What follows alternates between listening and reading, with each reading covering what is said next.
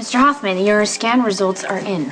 After an unconscionable delay, an absolute indifference from what you insist on calling a staff, I suspect you're in league with some med school to provide extra cadavers. Dr. Drake is one of the best neurologists in the country. You keep saying that as if to convince yourself. And he insists that these results are definitive. You do not have a brain tumor. Meaning I do not have a brain tumor that anyone in this alleged hospital can find. That's why the hallowed neurosurgeon couldn't tell me himself. He was afraid to break the bad news. There is no bad news. You're fine. You can go home.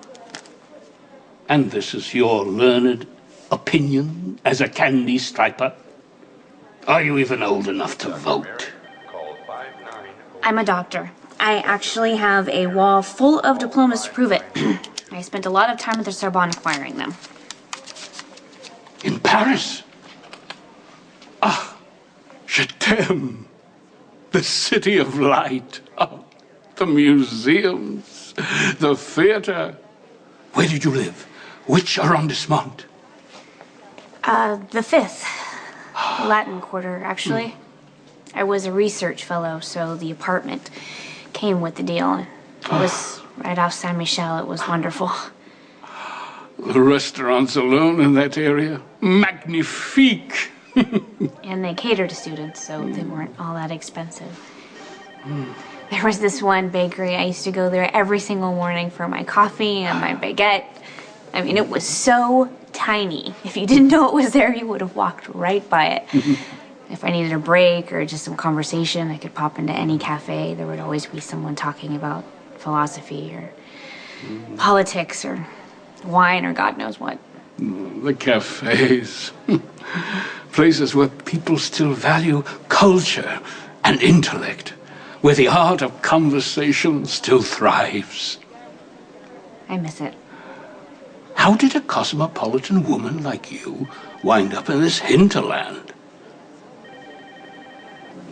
Excuse me, Dr. Scorpio? Yes?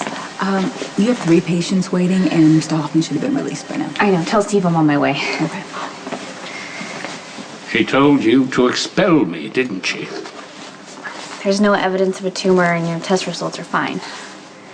That means you'll have to release me. I'm afraid so. I wouldn't worry. It shouldn't take more than a decade or so for my untimely death from neglect to be erased from your conscience. Mr. Hoffman, you aren't dying. My dear, we're all dying.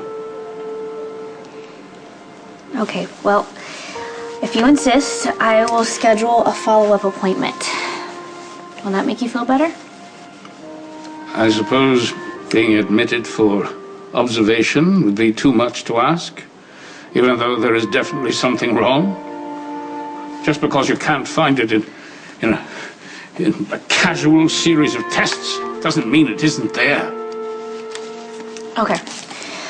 I'll admit you for one night. All right? But tomorrow, if we don't find anything wrong with you, I do hate to disappoint a kindred spirit like yourself.